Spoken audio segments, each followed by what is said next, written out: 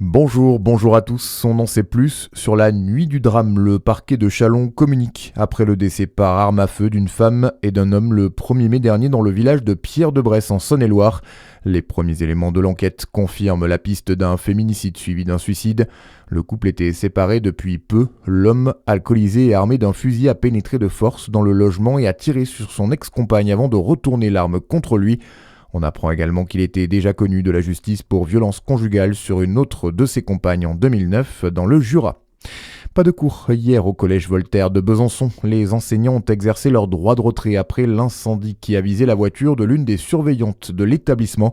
Une enquête pour incendie volontaire a été ouverte. Elle devra déterminer si l'assistante d'éducation a été visée dans le cadre de son travail.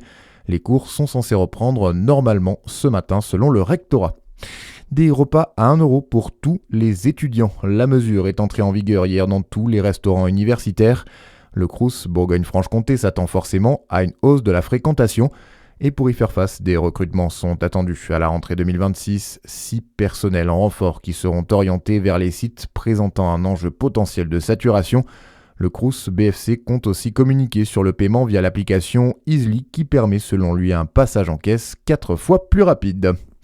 Dans le reste de l'actualité en France, la crise énergétique ne doit enrichir personne. Les mots de Sébastien Lecornu hier soir sur le réseau social X.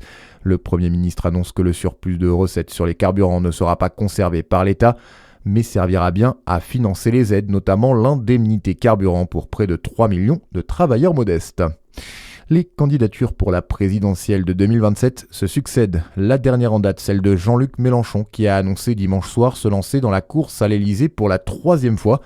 À 1 an du scrutin, on estime à une vingtaine le nombre de candidats qui pourraient tenter leur chance. Un scénario qui rappelle celui de 2002, année de tous les records, avec 16 candidats au premier tour. Mais attention à ne pas confondre déclaration d'intention et véritable candidature, comme le souligne le politologue Tristan Hott. Évidemment, la présidentielle, elle aiguise toujours les appétits et donc il y a toujours des candidatures qui s'annoncent comme ça à 1 an de la présidentielle, qui ne vont pas nécessairement jusqu'au bout. Il y a des processus de sélection de candidatures qui vont intervenir et sans doute que le nombre de candidatures sera évidemment réduit lors de la présidentielle, avec une deuxième barrière qui est celle évidemment des parrainages, notamment des maires, qui constituent une autre barrière finalement qui permet de limiter en quelque sorte le nombre de candidatures. Des propos recueillis par Anna Granger. Et puis 2 départements en alerte orange. Ce matin, la Sarthe et la Mayenne ont été placés en vigilance pluie-inondation par Météo France.